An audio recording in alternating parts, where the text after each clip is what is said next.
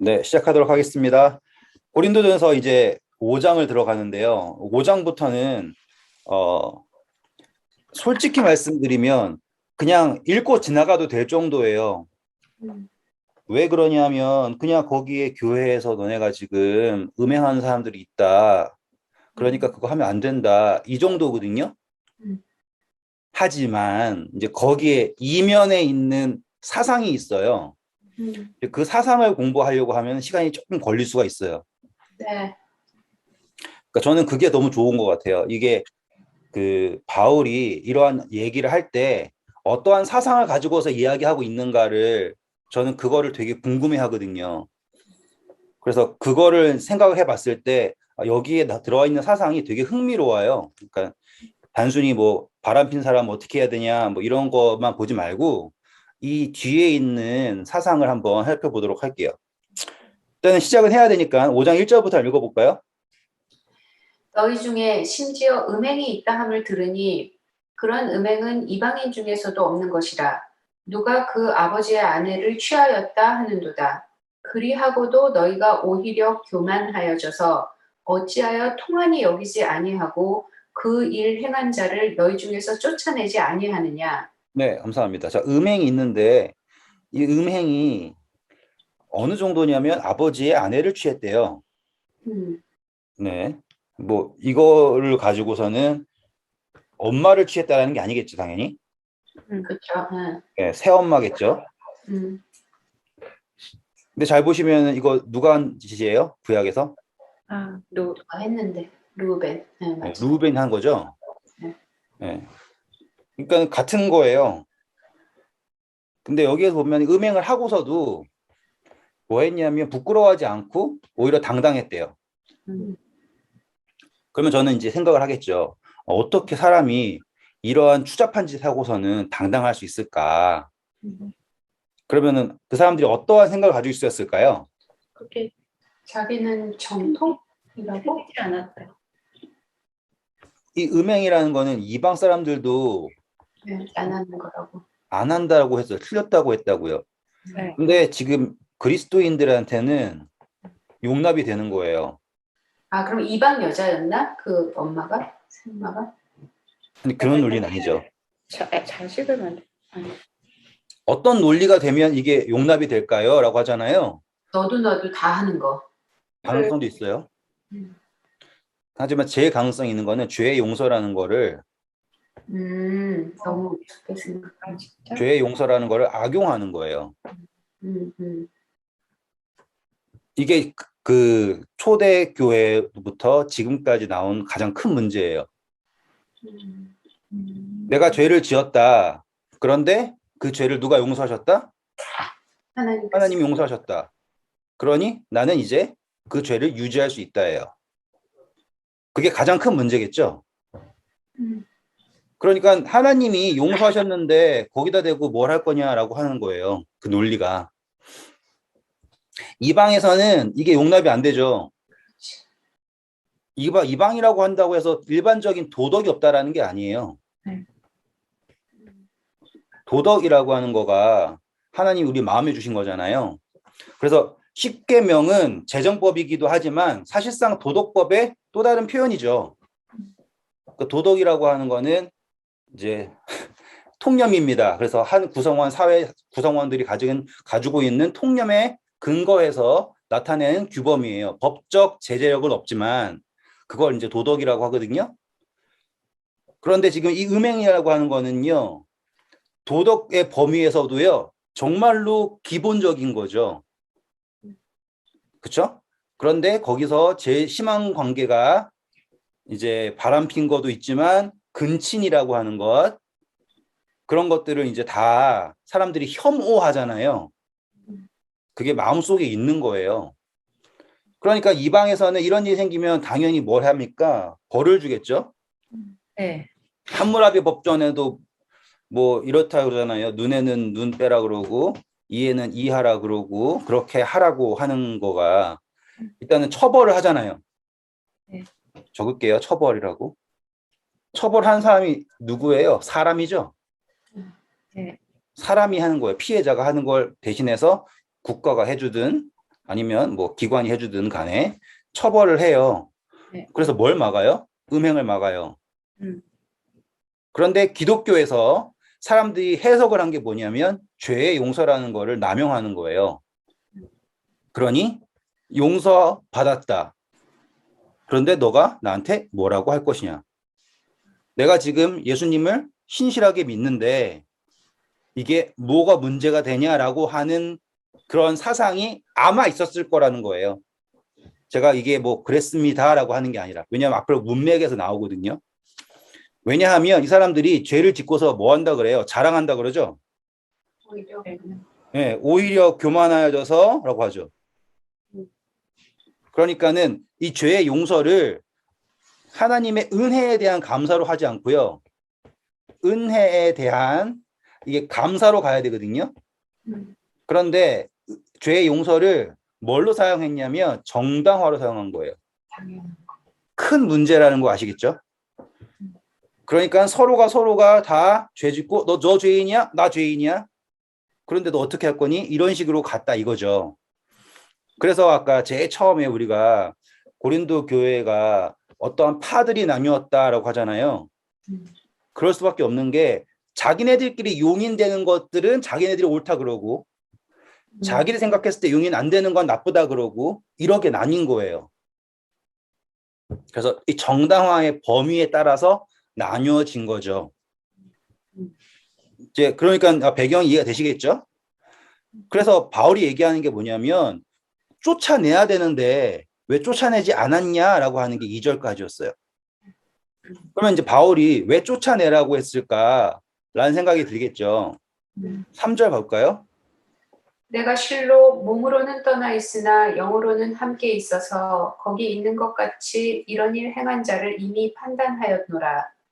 주 예수의 이름으로 너희가 내 영과 함께 모여서 우리 주 예수의 능력으로 이런 자를 사탄에게 내주었으니 이는 육신은 멸하고 영은 주 예수의 날에 구원을 받게 하려 함이라. 네, 이거 가지고서는 이상하게 해석하는 분들은요. 봐라, 무슨 강신술처럼 바울의 영이 어떻게 가가지고 했다는 이렇게 해석하는 사람 만나본 적 있어요. 정말 황당할 정도로 이러면서 예, 영의 감동이 받으면 이렇게 가가지고 한다는 둥 이렇게 하시는 분들이 있어요. 그거는 정말로 성경을 판타지로 보시는 분들이고 이거는 그가 자기가 지금 처음부터 이 고린도 교회를 잊은 적이 없죠. 예. 수정 씨가 어디 가면 집사님의 영이 따라가요. 일거수일투족을 함께 한단 말이에요. 그런 의미예요. 지금 여기에서는. 그런데 거기에서 가장 큰 의미는 뭐냐면 4절 보면 주 예수의 이름으로 너희가 내 영과 함께 모여서 우리 주 예수의 능력으로 라고 하죠. 네. 여기 집중 잘 해주세요. 네. 자, 여기 보면 예수님의 이름이다라고 하죠. 네. 네. 자, 이거가 적을게요. 예수님의 이름으로 원래 받을 수 있는 게 뭐였냐면 바로 죄 용서였어요. 맞죠? 네. 맞죠? 예수님의 이름의 용도가 뭐였어요? 죄 용서 그리고 구원이었지 않습니까? 죄 용서 구원. 그러니까 지금 바울이 말하는 주 예수의 이름으로라고 하고 너희가 내 영과 함께 하고 모여서 우리 주 예수의 능력으로라고 하는 게 뭐예요? 죄 용서 구원이죠. 네. 맞습니까? 네. 그러니까는 모든 사람을 구원한다라고 하는 표현이 여기에 들어간 거예요, 일단. 네. 네. 그런데 5절 보시면 이런 자를 어떻게 했다 그럽니까? 사탄에게 내주었대요. 사탄에게 내주었다라고 얘기를 해요. 그러면은 이게 무슨 소리지라고 생각하겠죠. 근데 읽어보시면 이해가 될 거예요. 그 이유가 뭐라고 해요? 육신은 멸하고 영은 주 예수의 날에 구원을 받게 하려 합니다. 네, 자, 사탄에게 내어준다라고 하는 것은 자, 아까 예수의 이름으로 죄 용서 구원받으면 어떻게 누구에게 받아진 바 되는 거였어요? 예수님. 그렇죠. 예수님에게 받아진 바 되는 거였죠. 거기에 조건이 있어요, 없어요? 없어요. 누구든지 저를 믿는 자마다 멸망치 않고 영생 얻는다예요.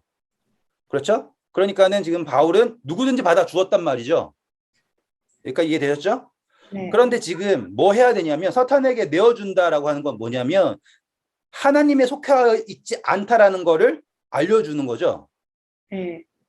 왜 너가 지금 음행하고 있다면 지금 하나님께서 예수 그리스도의 이름으로 죄를 용서하셨다라는 것을 알고 있으면서도 그 용서의 은혜에 감사하지 않고 반응하지 않고 뭘 하고 있다면 자신의 죄의 정당화를 위하여 사용하고 있다면 뭐 해야 되는 거예요? 끊어내야 되는 거예요. 여기까지 따라오셨죠? 그걸 뭐라고 표현했냐면 사탄에게 내어준다고 한 거예요. 네. 이렇게 되면은 이제 뭐예요? 그러면 바울이 버린 거예요? 말 안 듣는다고? 라고 생각하잖아요. 그런데 이 표현은 뭐냐면 사탄에게 내어준다라고 하면서 그 다음에 나온 게 뭐예요? 버려졌다예요? 아니면 아니죠. 구원받게 하려고. 육신은 멸하지만 육신은 그렇죠. 내어줌으로써 뭘 경험하냐면 육신의 악의 결과를 경험하고 틀렸다라는 걸 깨닫고 무엇은 구원받게? 다시 말하면 생명은 구원받을 수 있게 경험할 수 있게 하기 위해서 판단을 해야 한다라고 이야기하고 있는 거죠. 예를 들어서 제가 제 아들한테 말 안 들었어요, 막. 그럼 제가 아들한테 용이야, 너 이럴 거면 나가 라고 하는 거는 제가 제 아들을 영원히 버리는 거가 아니죠. 제가 그 말을 함으로써 자신이 지금 이걸 하고 있는 것이 어떠한 결과를 만들어낼 수 있다는 거를 깨닫게 되는 거잖아요. 네. 저는 제 아들을 절대로 버리지 않아요. 하지만 그거를 알려주는 거예요. 그래서 밖에 나가라, 넌 이렇게 되면 우리 집에 못 들어와, 이렇게 한다라는 거가 사단에게 내어준 바 된다라는 거죠. 이거는 뭐에 가까운 거예요? 경고에 가까운 거죠. 이해되셨나요? 네. 네. 자, 여기다 탕자의 비유 연결시켜 드릴게요. 아버지가 둘째 아들을 어떻게 했어요? 다 줬어요. 네. 내버려 두셨죠. 네. 나가게 두셨죠. 네. 자, 로마서 1장에도 하나님께서 이러한 사람들을 어떻게 했다 그래요? 그거대로 내어 버려두자. 그렇죠. 지금 이 표현 이해되시죠? 포기한 게 아니에요. 그것을 경험하게 하시는 거예요. 왜냐하면 그것을 깨닫지 못한 채로 그것이 용납된다라고 착각한 채로 교회에 남아 있으면 그 사람들의 행동이 뭐에 연결이 되는 거예요. 이제 다른 사람들의 결정에 영향이 된단 말이죠. 그러니 둘 다를 살리려면 해야 하는 게 뭐예요? 내보내는 게 최선이에요. 근데 그 내보내는 거는 영원히 버리는 것이 아니라 깨닫고 돌아오기를 원하는 탕자의 아버지의 마음입니다. 이렇게 되는 거죠. 그러면 확실하게 이해되시죠? 네. 네. 우리가 막 교회의 권위로 이 사람들 바람 폈으니까는 교회 못 나오게 잘라버립시다. 아, 제발 교회 좀 나오게 해주세요. 그래도 안 돼요. 이렇게 해버리는 게 아니라고요. 이해되시죠? 네. 그러니까는 누가 함부로 막 교회의 권위 어쩌고저쩌고 얘기하면은 좀 잘 생각할 수 있도록 도와주셔야 해요. 그거는 교회의 권위로 말하는 것이 아니라 예수님의 사랑의 범위에서 말하고 있는 거예요. 네, 넘어갈게요. 너희가 자랑하는 것이 옳지 아니하도다. 적은 누룩이 온 덩어리에 퍼지는 것을 알지 못하느냐? 너희는 누룩 없는 자인데 새 덩어리가 되기 위하여 묵은 누룩을 내버리라. 우리의 유월절 양 곧 그리스도께서 희생되셨느니라. 이러므로 우리가 명절을 지키되 묵은 누룩으로도 말고 악하고 악의에 찬 누룩으로도 말고 누룩이 없이 오직 순전함과 진실함의 떡으로 하자. 네, 감사합니다. 여기는 뭐 어렵진 않지만 그래도 한 번쯤 생각해 봐야 될 게 있습니다. 자, 우리가 계속 고린도전서에서 반복되고 있는 게 있다면 이 사람들이 계속 자랑하죠. 자랑하고 교만하고 막 자기를 높이잖아요. 네. 여기에 나온 핵심이 뭐예요? 다 정당화 그리고 세상의 지혜 등등등 하면서 자기를 막 이렇게 치장하고 꾸미고 그런 걸 했지 않습니까? 이제 이 이야기가 어떻게 들리실지 모르지만 우리가 공부한 지 2년이 됐어요. 열정적으로 공부했어요. 그런데 만약에 아무것도 모르던 사람이 2년 동안 이렇게 열심히 공부하면 어느 정도 단계까지 오를 수 있을까요? 많이요. 많이 오를 것 같아요? 각각 다르죠. 뭐 각각 달라요? 하나도 안 오를 수도 있고 경기에 이를 수도 있고. 제가 이 얘기를 왜 드리냐면 지금 둘 다 맞는 말 하셨어요. 가장 중요한 거는 각각 달라요. 누군가 오를 수도 있고요. 근데 지금 이 고린도 사람들은 제가 첫 시간에 말씀드렸을 거예요. 이 사람들은 유대인들이 아니었어요. 그러니까 성경에 대해서 알고 있던 사람이 아니라 하나님을 더듬어 찾던 사람들이 만난 거죠. 그렇죠? 그리고 그 당시에는 우리가 보는 것처럼 성경이 있는 것도 아니고, 그리고 바울이 혼자 가가지고 전도했잖아요.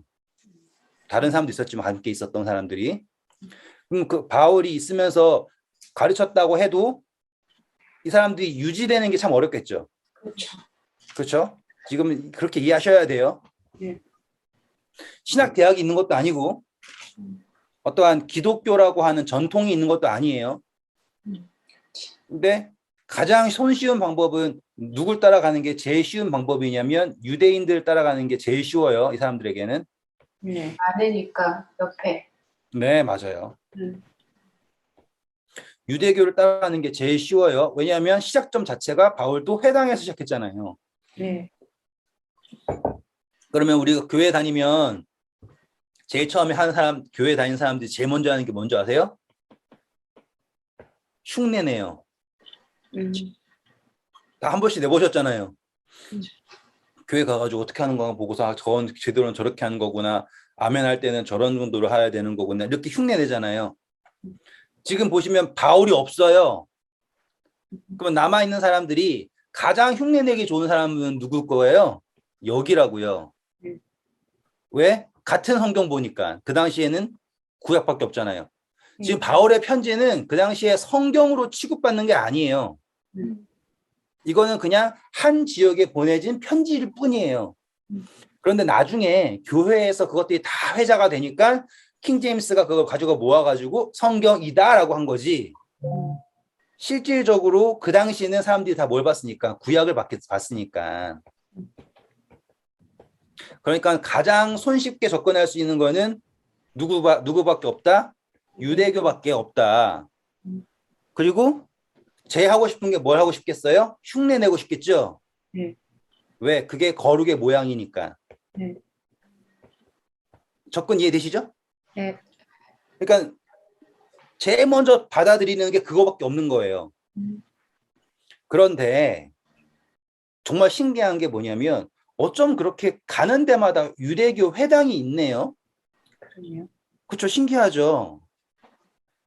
아니 어떻게 됐길래 이 사람들이 노예 주제에 회당까지 만들고 있는 게 신기하잖아요. 네.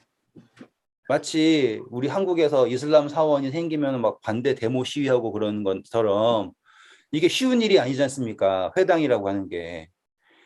더욱이 고린도라든지 이런 지역은 다 이방 신들이 엄청나게 날리던 곳이잖아요. 신전들 막 엄청나게 대단하고.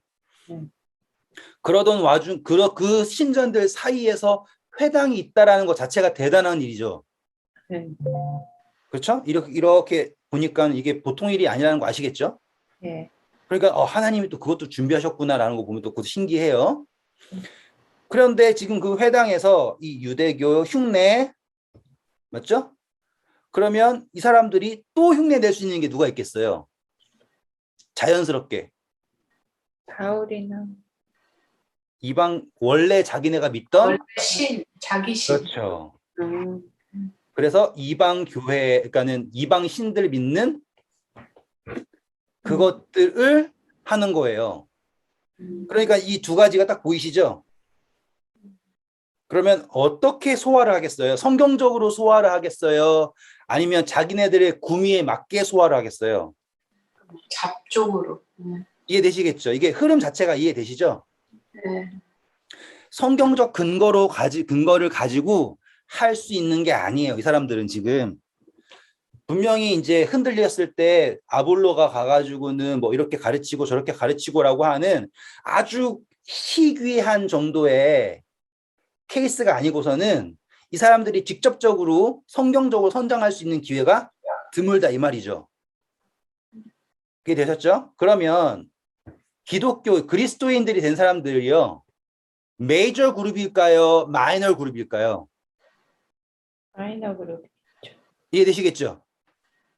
대부분이 다 이방신 믿는 데서도 어디 애들이에요? 다 밑에 찌기예요. 밑에.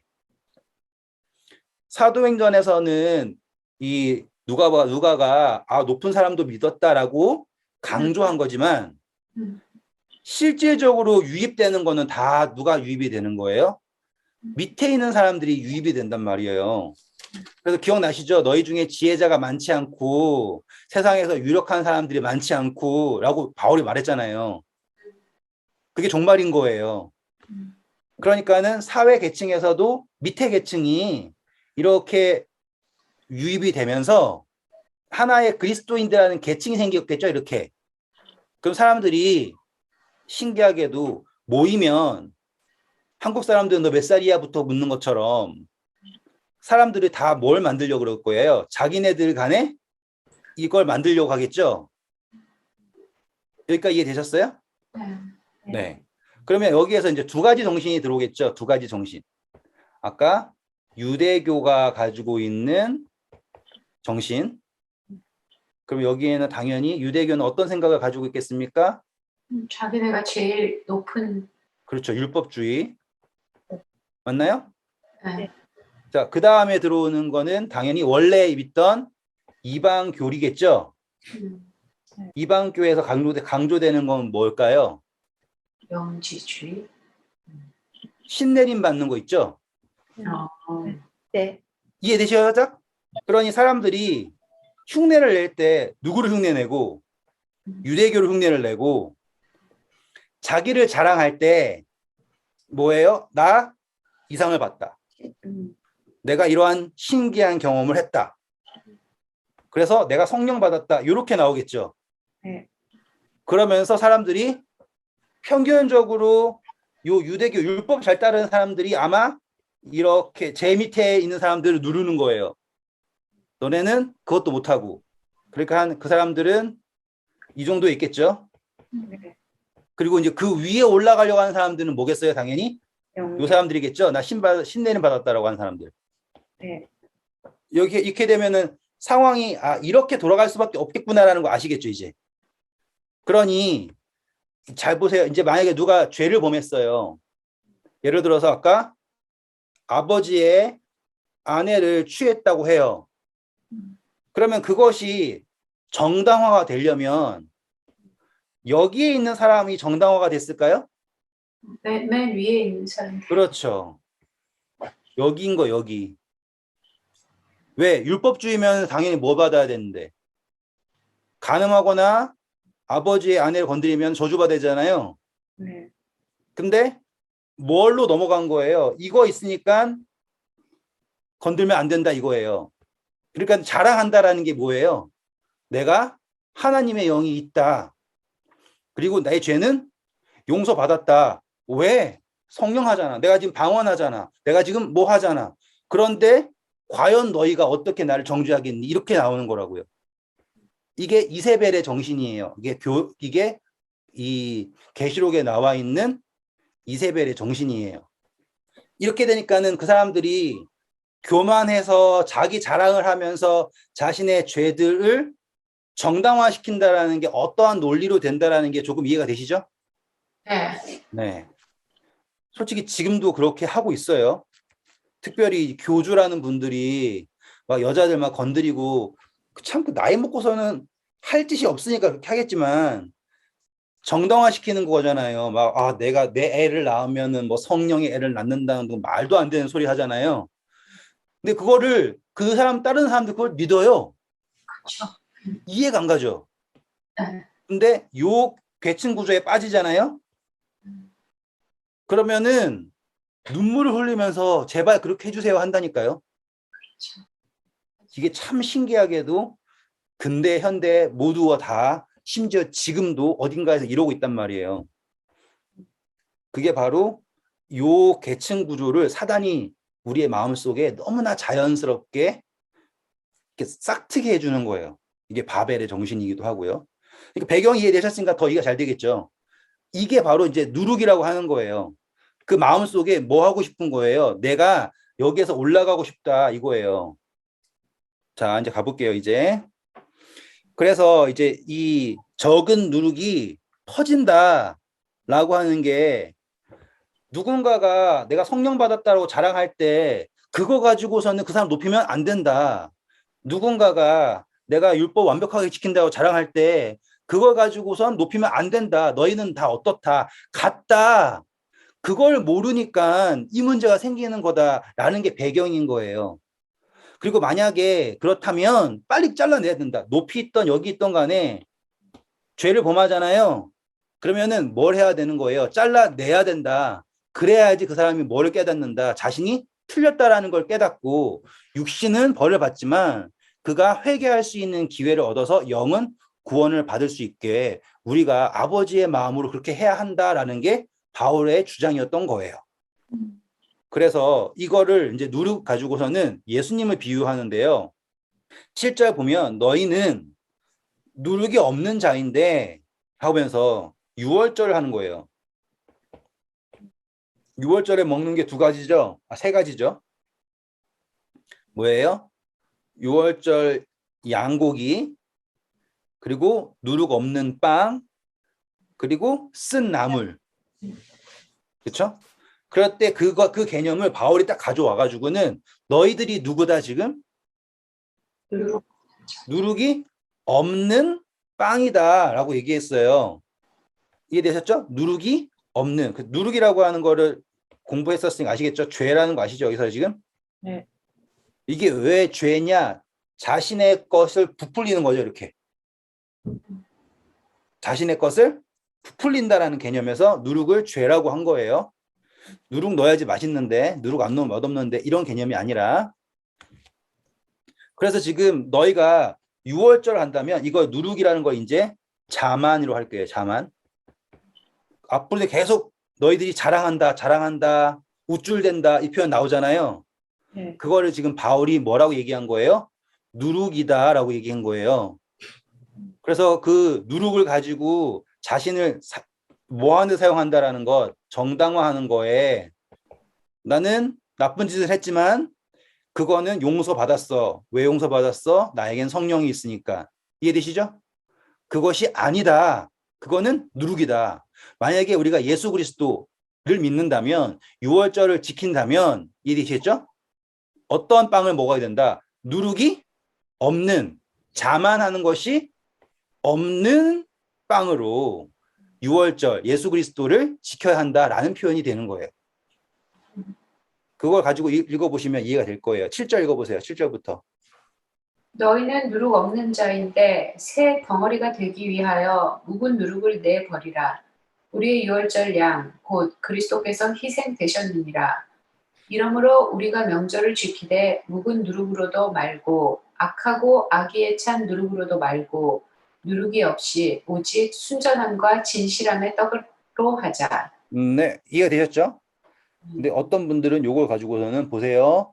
바울도 명절을 지킵니다 라고 하면서 아직 우리는 성경에 나오는 명절들을 지켜야 합니다 라고 얘기하는 분들이 있어요. 근데 그런 분들 만나면 이 성경절을 사용하시거든요. 근데 우리는 아시죠? 그림자라고 하는 개념을 알기 때문에 이 명절을 지킨다라는 것을 바울이 6월절을 지킨다라는 것이 아니라 예수 그리스도를 기념한다라는 것으로 했습니다라고 설명하면은 됩니다. 자, 이제 9절부터는 그냥 쭉 읽으시면 됩니다. 이제 이해가 되니까. 내가 너희에게 쓴 편지에 음행하는 자들과 사귀지 말라 하였거니와 이 말은 이 세상에 음행하는 자들이나 탐하는 자들이나 속여 빼앗는 자들이나 우상 숭배하는 자들을 도무지 사귀지 말라 하는 것이 아니니 만일 그리하려면 너희가 세상 밖으로 나가야 할 것이라. 맞죠? 도무지 사귀지 말라는 게 아니에요. 잘라내라는 말이 아닙니다. 다음. 이제 내가 너희에게 쓴 것은 만일 어떤 형제라 일컫는 자가 음행하거나 탐욕을 부리거나 우상숭배하거나 모욕하거나 술 취하거나 속여 빼앗거든 사귀지도 말고 그런 자와는 함께 먹지도 말라 함이라. 네, 자, 구분이죠. 세상에 있는 사람들과는 관계가 없는 거예요. 대신 그리스도인이 되었다고 하면서도 여전히 그러고 있는 사람들은 뭐 해야 되냐면 잘라내야 한다. 그게 순서이다. 그래야지 그들이 뭘 깨달으니까 죄를 깨달을 수 있으니까. 네, 다음이요. 밖에 있는 사람들을 판단하는 것이야 내게 무슨 상관이 있으려마는 교회 안에 있는 사람들이야 너희가 판단하지 아니하냐. 밖에 있는 사람들은 하나님이 심판하시려니와 이 악한 사람은 너희 중에서 내쫓으라. 네, 이해되시죠? 이거는? 네. 네, 잘라낸다가 아니라 사랑이라는 거예요. 깨닫게 하는 사랑. 제가 제 아들한테도 하는 그 말이에요. 너 이럴 거면 밖에 나가야 돼. 이런 거예요. 자, 이제 6장은 좀 더 디테일에 있어요. 그러니까 좀 더 자세해요. 6장은. 그런데 뭐라고 할까요? 이걸 보시면 아, 바울이 하나님으로부터 우리가 얼마나만큼의 그 신뢰를 받고 있는가라는 거를 은근히 표현하고 있거든요. 한번 그걸 볼게요. 읽어주세요. 너희 중에 누가 다른 이와 더불어 다툼이 있는데 구태여 불의한 자들 앞에서 고발하고 성도 앞에서 하지 아니하느냐. 이거 본 적 있지 않아요? 교회 사람들끼리 소송하고 막 그러는 거. 아름다운 장면이죠? 네. 네. 그때 이제 2절 보세요. 네. 성도가 세상을 판단할 것을 너희가 알지 못하느냐. 세상도 너희에게 판단을 받겠거든 지극히 작은 일 판단하기를 감당하지 못하겠느냐. 네, 감사합니다. 이거 정말 중요하니까 제가 아주 신나는 마음으로 설명해 드릴게요. 자, 판단한다라고 했을 때 이거를 우리가 생각할 때 우리가 너 틀렸어, 너 맞았어 이렇게 하는 거를 자격이 있다라는 걸로 생각하잖아요. 그게 아니라 우리가 무엇이 되냐면 판단의 기준이 된다는 거예요. 하나님께서 우리를 뭘로 삼으셨냐면 세상의 빛으로 삼으셨죠. 그렇죠? 세상의 빛으로 삼으셨어요. 가라면 우리를 통하여서 볼 수 있게 하셨다라는 표현이죠. 기준이라고 한다라는 게 뭐냐면 사람이 산다라면 하나님을 따르는 사람들이 사는 것처럼 사는 것이 사는 것이다라는 것을 알려주는 기준으로 열방의 빛으로 깃대로 세우셨어요. 그 표현을 말하는 거예요. 성도가 세상을 판단한다라고 하는 것을 우리가 하나님께서 빛으로 세우신 것을 아느냐라고 하는 표현을 이해하시면 맞아요. 내가 잘난 거 하나도 없는데 나 이 교회 다니니까 내가 이 신앙 하니까 저 사람들 정죄할 수 있어라고 하는 정죄의 개념이 아니에요. 그런데 지금 이 교회 내에서 뭐가 없는 거예요? 이 기준 자체가 없는 거예요, 지금. 왜? 교회가 어떻게 되었어요? 다 동강 쪼개진 거예요. 그러니 하나의 기준으로 설 수가 없어요. 그러니까 교회 내에서 답이 있어요, 없어요? 없어요. 없는 거예요. 일산이 경험하셨잖아요. 교인들끼리 싸우면 답이 없다니까요. 없어요. 그렇죠? 교리로 싸우고 그러면 답이 있어요, 없어요? 네. 없어요. 이거는 죽었다 깨나고 안 돼요. 12시간 넘어도 안 되는 거고요. 안 되는 거예요. 그래가 생각해 보세요. 이제 막 그렇다고 해가지고 안 되니까는 막 이단 소송한다고 막 해요. 그럼 얼마나 웃겨요? 근데 실제로 그렇게 한다니까요. 그럼 소송을 어디다가 해요, 그걸? 할 수 없죠. 명예훼손이라는 둥 막 그렇게 한단 말이에요. 그 얼마나 초라한 거예요, 그 진짜로. 근데 지금 고린도 교회가 세워진 지 불과 한 세기도 안 된 이 교회가요. 이렇게 되었다라는 걸 보면 엄청나게 슬픈 거죠. 그리고 교인이 많았으면 또 말도 안 해요. 뭐 몇천 명, 몇만 명 됐겠을까요? 아니죠. 지금 초창기란 말이에요. 저는 또 신기한 게 또 이러한 교회들이 성장한 게 또 신기해요. 이렇게까지. 이 사람들이 이렇게 성장해가지고 나 같은 사람도 이 성경 바라보고 믿게 된 것도 신기해요. 이 정도로 수준 낮은 사람들이. 그러니까 제가 말씀드렸잖아요. 우리는 그 어둠에 가려져 있는 것들을 못 보는 거죠. 이것만 보면은 이 사람들은 그냥 싹수가 노래요. 아무것도 안 될 사람들이에요. 근데 그렇지 않다고요. 이런 싹수가 노란 사람들 때문에 우리가 지금 하나님을 만나고 믿고 있고, 예? 그러니까는 우리가 판단할 수 있는 건 아니죠. 하지만 지금 바울이 이야기하고 있는 거는 하나님께서 우리를 세우신 것은 기준이 되게 하기 위하여서 우리를 보여주셨다. 열방을 이끌 우리 기치로 세우신 것이다라는 걸 말하고 있는데 사람들이 지금 뭐 하는 거예요? 서로 쪼개지니까 판단의 기준이 설 수가 없죠. 네. 그래서 기껏 한다라는 게 뭐예요? 세상의 법정에 가가지고 송사를 하는 안타까운 일이 있구나라고 하는 걸 말하고 있습니다. 그런데 바울이 거기에다가 한 단계 더 올라가요. 그게 바로 3절이에요. 우리가 천사를 판단할 것을 너희가 알지 못하느냐? 그리하거든 하물며 세상 일이랴. 네, 천사를 판단한다라고 하는 것까지 간 거예요. 이렇게 갈 수 있는 이유가 뭐예요? 바울이 깨달은 거라는 거죠. 하나님께서 우리에게 하나님의 형상을 주시고 죄라는 것을 경험하게 하시고 거듭남이라는 것을 깨닫게 하시고 이 모든 것들이 심지어 이제 누구에게까지 모든 피조물에게까지 가 있다라는 걸 우리가 알아야 한다. 우리가 서로 물고 먹으면서 내가 아는 게 더 옳네, 너가 아는 건 틀리네, 그렇게 믿는 거는 안 믿는 거네, 이렇게 하는 게 아니다. 이거는 또 새로운 거예요. 아까는 가늠한 사람, 음행한 사람 쫓아내라. 이거 왜 안 하고 있냐라고 했잖아요. 근데 여기서는 또 자기네들끼리 또 너무 싸우고 있는 거가 또 문제인 거잖아요. 이제는 또 판단해라라고 얘기하는 거니까 약간 상충이 되는 것 같지만 더 높은 차원에서의 이해를 말하고 있는 거예요. 우리는 하나님께서 심지어 천사마저도 판단할 수 있는 기준으로 우리를 만드셨고 우리에게 이러한 경험을 하게 하신다라는 걸 바울이 이해했다라는 거죠. 한번 찾아볼게요. 히브리서 2장 7절. 이거는 우리가 너무 많이 찾았어요. 한번 읽어볼게요. 그래도. 그를 잠시 동안 천사보다 못하게 하시며 영광과 존귀로 관을 씌우시며. 네, 많이 읽었죠? 하나님께서 우리를 잠시 동안 천사보다 못하게 하셨다라고 하는 것은 하나님께서 우리를 오메가에서 알파로 올리시려고 하는 거다라는 걸 성경은 이미 기록하고 있고 우리가 그분의 형제이다라고 하는 게 다 연결되어 나오는 거예요. 자, 이제 쭉 읽어보겠습니다. 4절부터 읽어주세요. 그런즉 너희가 세상 사건이 있을 때 교회에서 경히 여김을 받는 자들을 세우느냐? 내가 너희를 부끄럽게 하려 하여 이 말을 하노니 너희 가운데 그 형제간의 일을 판단할 만한 지혜 있는 자가 이같이 하나도 없느냐? 형제가 형제와 더불어 고발할 뿐더러 믿지 아니하는 자들 앞에서 하느냐? 네, 감사합니다. 4절만 한번 어떻게 이해하시나 말해볼래요? 세상 사건이 있을 때 교회에서 경히 여김을 받는 자들을 세우냐고요. 판단의 기준으로. 이게 누구냐고요?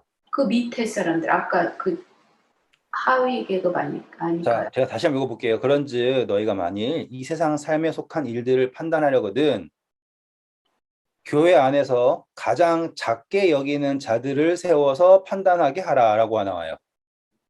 이해되세요? 자, 보세요. 이거 지금 제가 킹제임스 버전을 보셔야지 된다라는 거를 그 완전 말이 좀 다르긴 하네요. 네. 3절부터 읽어보세요. 그러면 확실하게 돼요.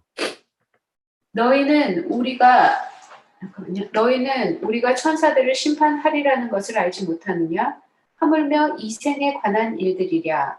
너희가 이 생에 관한 일들을 판단할 일이 있을 때 교회 안에서 가장 존경받지 못하는 자들을 판단하도록 세울지니라. 네, 이 이야기가 뭐예요? 이해되세요, 이제? 제가 이거를 왜 이렇게 물어보냐면 당연히 이유가 있겠죠.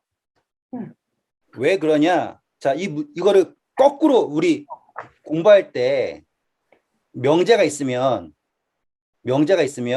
역, 이, 대우 이런 거 옛날에 들어보신 적 있어요? 아니요, 처음 들어보는데. 역, 이, 대우 해가지고 역은 반대로 얘기하는 거고요. 됐습니다. 죄송합니다. 제가 너무 많이 갔고요. 그냥 쉽게 얘기하면 이걸 가지고서는 우리가 반대라고 생각하면 돼요. 반대라고. 바울이 이렇게 해라고 했죠. 응.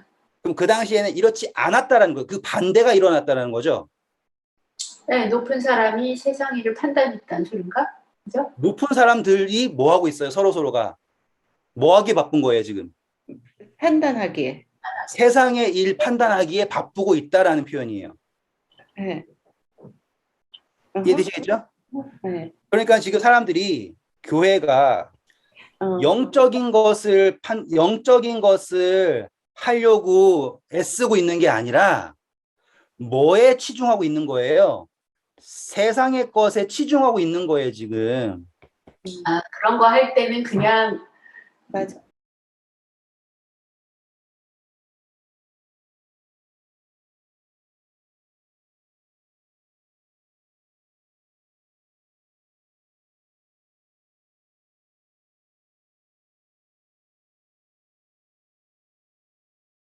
제가 말씀드렸잖아요. 지금 저는 이 이야기를 이해하는 것보다 넘어서서 이 이야기의 이면에 어떠한 사상이 있는가를 알고 싶다. 그럼 어떻게 접근하냐라고 했을 때 제가 말씀드린 거예요. 이거 읽었을 때 바울이 이야기한 걸, 그럼 우리는 세상에, 그래, 우리 교회에서 제일 작은 사람이 누구지? 쟤구나. 용이야, 일로 와봐. 너가 판단해. 이렇게 하라는 게 아니라고요, 지금. 그게 아니지. 네. 여기에 나와 있는 거를 문자 그대로만 바라보면, 자, 우리 교회에서 이런 일들은 제일 작은 사람이 나가서 판단하겠습니다. 성경에 그렇게 기록되었으니까. 라고 이해하면 망하는 거잖아요. 나가는 거지. 네. 네. 그러니까 여기에서 우리는 뭘 봐야 되는 거? 이거를 거꾸로 봐야 되는 거죠, 이제. 그때 현실이 뭐예요? 교회의 머리들이 뭐 하느라고 바쁜 거예요? 세상의 일을 판단하라고 바쁜데 그마저도 제대로 판단 못 해가지고 이걸 가지고 어디에 간 거예요? 세상에. 법원에 간 거예요. 얼마나 초라하냐고요. 그러니까 그런데 이 경이 세상의 일에 지금 포함되어 있는 거가 아까 아버지 아내 가지고 온 사람 있죠? 그건 당연히 세상에도 틀린 거죠. 네. 그런데 교회 내에서는 그게 어떻다라는 거예요, 지금? 누군 맞다 그러고 누군 틀리다라고 하는 말도 안 되는 웃기는 짬뽕이 되었다라는 거죠. 이제 이해되시겠어요? 지금 그 뒤에를 보려면 뭘 해야 되는 거예요? 바울이 한 말 있으면 그거를 거꾸로 대입해 보세요. 그러면 거기엔 현실이 정말로 이렇게 초라합니다라는 걸 볼 수 있습니다. 이것 때문에 제가 시간을 들여서 설명해 드린 거예요. 그러니까 경이 여김을 받는 자들만도 못하다고 말하는 거잖아요. 그렇죠. 응. 왜? 그 제일 경이 여기 있는 사람들도 뭔 알아요?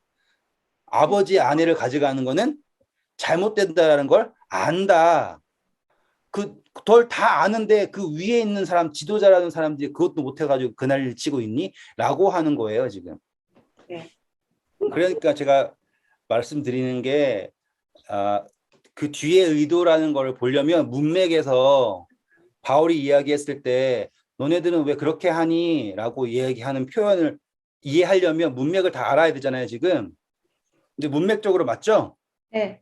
네, 그렇게 이해했으면 된 거예요. 저기 써봐야지. 근데 고린도서 공부하면 진짜로 오늘 어떻게 사람이 2000년이 지났는데 발전이 없죠? 네. 그냥 사람은 똑같은 것 같아요. 발전이 없어요. 네, 나는 볼게요, 이제. 다음 줄 읽어주세요. 내가 너희를 부끄럽게 하려 하여 이 말을 하노니 너희 가운데 그 형제간의 일을 판단할 만한 지혜 있는 자가 이같이 하나도 없느냐? 네, 아까는 그전에는 부끄럽게 하지 않으려고 얘기했다고 했죠. 네. 기억나시죠? 네. 네, 근데 이거는 바울이 정말로 좀 부끄러워라 라고 얘기하는 거예요.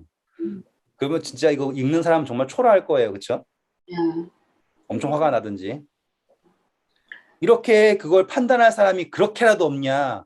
이거는 누구라도 할 수 있는 건데, 정말 작은 사람도 할 수 있는 건데, 너무 뻔한 건데, 그걸 못 해가지고 세상 법정에 가가지고 송사를 하고 난리를 치느냐, 이 말이죠.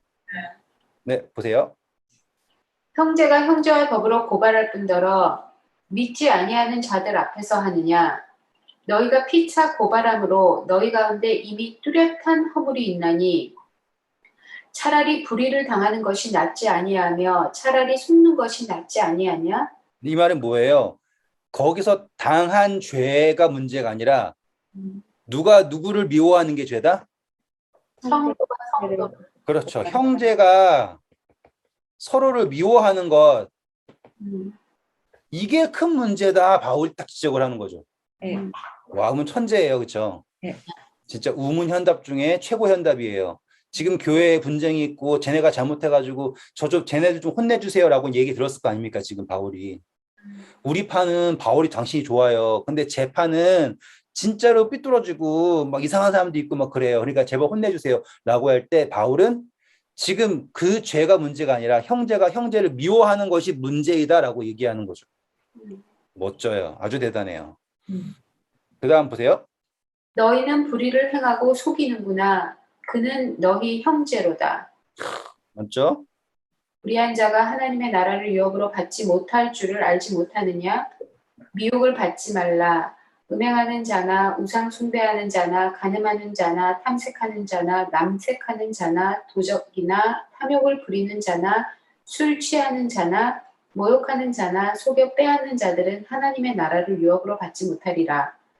너희 중에 이와 같은 자들이 있더니 주 예수 그리스도의 이름과 우리 하나님이 성령 안에서 씻음과 거룩함과 의롭다 하심을 받았느니라. 자, 이거 해석해 보세요. 이건 하시겠죠. 그러니까 용서를 받았다고? 깨끗한 됨을 받았다고? 지금 형제를 미워한다. 그 전제로 바울 이 얘기를 했어요. 무슨 이야기예요, 그러면? 그 사람들도 예수 그리스도의 피로 의롭다 하심을 얻은 자들이다. 이 그러니까 말인가? 그 미워하는 사람들 상대방도 응? 그 사람도 용서를 받고 구원을 받았다고. 받을 수 있다고. 그러니까 하나님한테 그 똑같이 우리랑 똑같이 씻음과 거룩함과 의롭다 하심을 받았다고. 네, 다 왔어요. 그러면 그거를 한마디로 제대로 해보세요. 이 이야기를 왜 한 거예요? 몰라, 이 사람이? 형제라고. 형제. 그러니까 그걸 잘 해보세요. 좀만 더. 그 사람 어떻게 잘하냐고. 내 말이. 그러니까 서로 사랑. 그러니까 아, 판단을 할 게 없다고. 아, 진짜 둘이서 쌍으로 덤비니까 내가 할 말이 없네. 지금 우리는 이 사람이 이 이야기를 왜 하는가 의도를 보자잖아요. 그쵸? 네. 우리는 의도를 보는 거예요. 자, 다들 미워합니다. 미워한다라는 거는 이유가 뭐예요? 서로가 판단하고 있다라는 거죠? 네. 서로가 판단을 해요. 그러면은 그 순간 누구는 의인이에요? 나. 네, 판단하는 사람은 의인이죠. 네. 그러면은 형제 안에 그리스도교 안에 뭐가 항상 있을 수밖에 없어요. 안의인. 그렇죠. 의인이 아닌 사람이 악인이 있을 수밖에 없는 형태가 된 거예요. 그러면은 하나님께서 교회를 세우신 이유가 없어지는 거죠. 맞아요?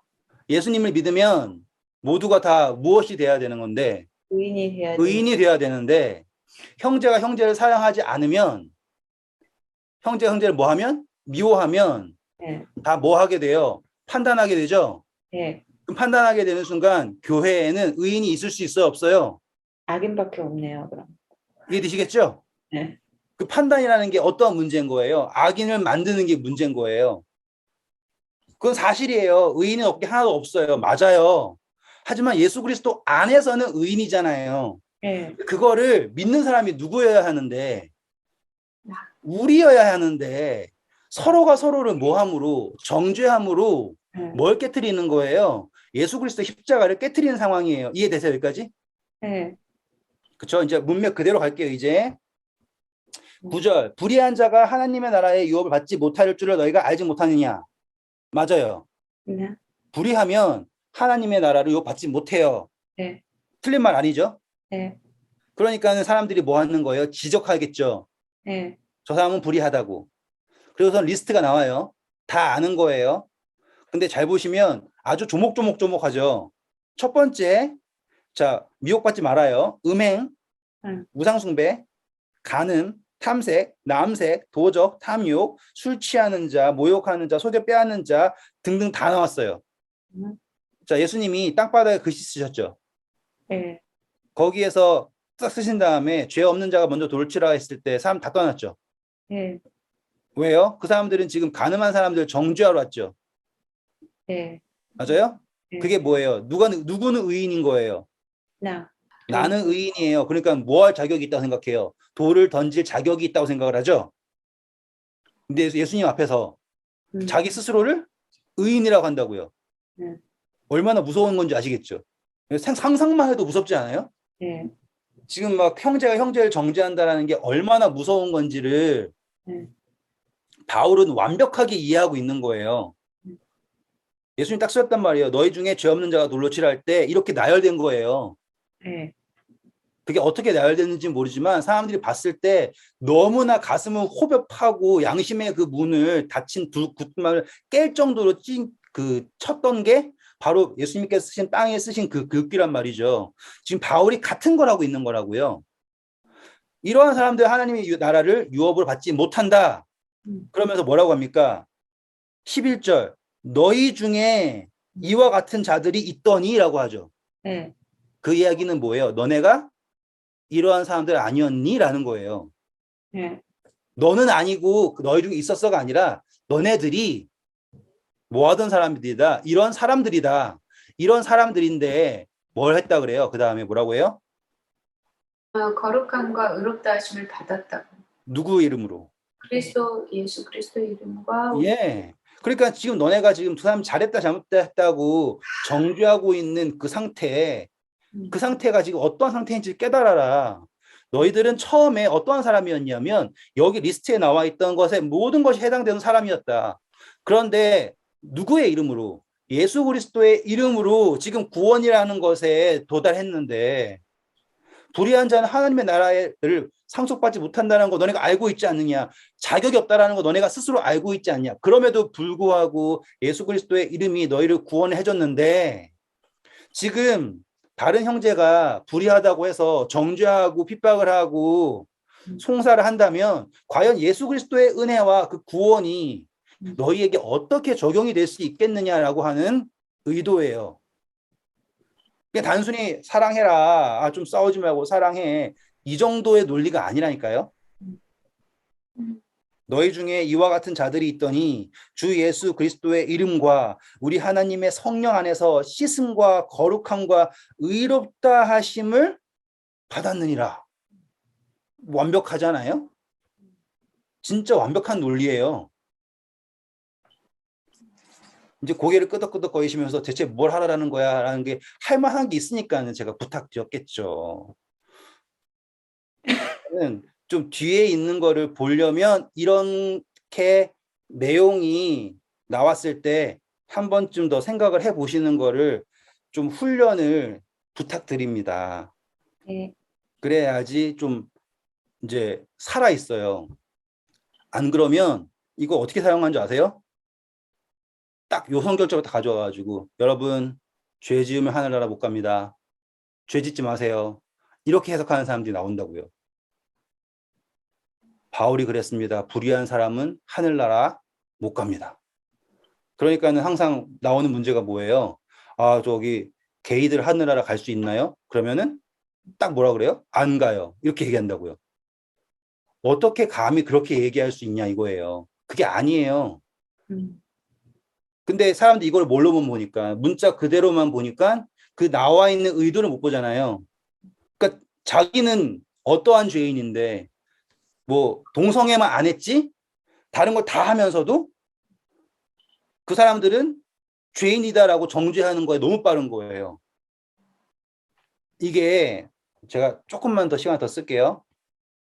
우리 선한 사마리아인 기억나시죠? 네. 유대인들에게는 이게 성립할 수 없어요. 선하다랑 사마리아인이 연결될 수가 없는 거예요. 이단 믿는 사람들 하늘나라 못 간다고 생각하는 것과 똑같은 거예요. 뭐 하는 사람들이요? 이단 따르는 사람들이 하나님 나라 못 간다고 생각하는 것과 똑같은 거예요. 절대로 연결되지 않는 거예요. 그 사람들이 아무리 내가 예수님 사랑한다라고 얘기해도요, 그거는 안 되는 거예요. 그게 선한 사마리아인의 비유에 나오는 가장 도전적인 질문인 거예요. 과연 사마리아인은 선할 수 있는가? 과연 사마리아인은 나의 이웃이 될 수 있는가? 안 된다니까요. 이 접근 자체가 안 되는 거예요. 너무너무 슬픈 거지만 그게 저한테 어려서부터, 그러니까 저는 모르겠어요. 이 쇠뇌 받는 거에 대해서 되게 어려서부터 거부감이 되게 강했어요. 이게 성격 자체가 누가 나한테 뭐라 그러면요, 그냥 탁탁 쳐내는 게 성격이에요. 반항의 정점에 있던 뭐 그런 사람 있잖아요. 빠져들고 막 그런 거 좋아하는 사람. 근데 어려서부터 저도 이런 성격을 가졌음에도 불구하고 세뇌를 당했단 말이에요. 이 선택받은 민족이라는 그런 개념부터 해가지고 내가 맞다 막 이런 거. 그러니까 어느 순간 시선이 내가 알고 있는 것과 다르게 믿는 사람들은 구원과 멀고, 아직 이제 의도를 이해하시겠죠? 그렇게 판단하면서 측은하게 생각하고 내가 도와줘야 된다 생각하고 막 이런 생각한단 말이에요. 근데 지금 잘 보시면 이 선하다랑 사마리아인이 연결할 수 없다라는 걸 이해하셨죠, 이제? 근데 정말 지금 오늘도 그런 거예요. 우리가 교회에서 안진뱅이처럼 살고 있는, 덩어리처럼 살고 있는, 귀머거리처럼 살고 있는 교인들 수두룩하잖아요. 따지고 보면 할 줄 아는 거는 교회 가는 거랑 예배 드리는 거랑 헌금, 양심에 안 찔리게 적당히 내는 거, 그 정도밖에 안 하는 교인들 수두룩하잖아요. 성경도 제대로 알지도 못하고 그냥 버릇적으로 다니는 명목상 교인들 정말 많잖아요. 제가 그랬었으니까 저도 할 말 있어요. 그런데 그런 사람들이 자기가 선한 거 아무것도 안 하지만 은근히 자기가 뭐라 생각하는 거예요? 선하다 생각하는 거예요. 그리고 교회는 안 나오지만, 예수님은 안 믿지만 선한 행동을 하는 사람들이 보잖아요. 뭘 못하는 거예요? 이 적용을 못해요. 그러니까 얼마나 자기 최면에 빠져있는 자가 당착에 빠져버린 게 이 그리스도인들에게 준 사단의 정신이에요. 영적으로 귀먹고 눈먹고 안진뱅이고 문둥병 걸린 사람들이 누굴 판단하고 있는 거예요? 실질적으로 선한 행동을 하고 있는 사마리아인들을 정죄하고 판단하고. 그러니까 예수님이 이 중에 이웃이 누구냐라고 했을 때 사마리아인이라고 얘기 못 하잖아요. 그것을 베푼 사람이다, 도와준 사람입니다, 이렇게 얘기한다고요. 이게 큰 문제예요. 이 바울이 이야기하고 있는 이 사상의 큰 흐름에도요, 이 같은 내용이 들어있는 거예요. 바울이 너네가 지금 성령 받았다, 나 예언할 수 있어, 뭐 나 방언할 수 있어, 지금 그거 가지고 해야 되는 게 아니다. 뭘 못하면서, 형제 사랑 그저처 못하면서 뭘 할 수 있다고 생각을 하니. 그래서 바울 서신이 말하는 게 뭐예요? 나중에 율법의 완성이 뭐래요? 형제를 사랑하는 것이 율법의 완성이다라고 그 이야기가 왜 나왔겠냐고요. 율법주의 말로 하면서, 그 율법주의 하면서 뭐 하니까? 정죄하니까. 성령 받았네 말로 하면서 뭐 하니까? 미워하니까. 뭘 연결 못 시키는 거예요? 선하다랑 사마리아인 연결 못 시키는 사람들이 과연 그리스도인이라고 할 수 있겠느냐라고 하는 게 바울의 도전이었던 거예요. 사상이 보이시죠? 네. 한 절만 더 읽어볼게요. 12절 보세요. 뭐라고 합니까? 모든 것이 내게 가하나 다 유익한 것이 아니요 모든 것이 내게 가하나 내가 무엇에든지 얽매이지 아니하리라. 네, 이렇게 하면서 이제 풀어나가요, 이제. 분명히 모든 것이 다 가하다, 예수 그리스도 안에서. 근데 이걸 어떻게 이해할 것이냐라고 했을 때 드러나는 개념이 뭐냐면 유익이라는 개념으로 들어온 거야. 유익함이 나한테 유익함이 아니라 다른 사람에게 유익함으로 가는 거죠. 다음 시간에 이것에 대하여서 자세하게 보도록 하겠습니다. 감사합니다. 감사합니다. Thank you.